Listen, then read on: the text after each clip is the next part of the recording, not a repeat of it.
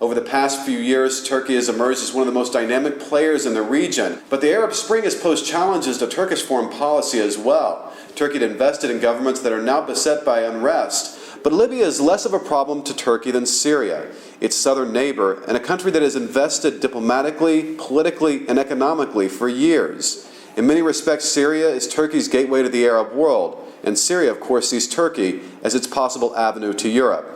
Turkey, in particular its Prime Minister Tayyip Erdogan, has demanded that President Bashar al-Assad reform, and reform quickly. They say they've received positive indications from the Syrian government and Mr. Assad himself, yet he has failed to act.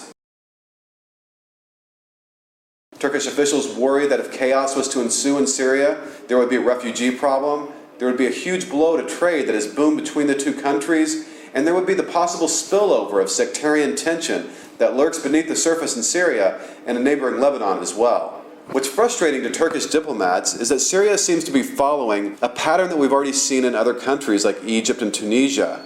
The prospect of some change being surrendered so that leaders can stay in office is resisted until they face the reality of losing power altogether. President Bashar al-Assad in Syria is not yet at that point, but Turkish diplomats fear that time may not be all that distant.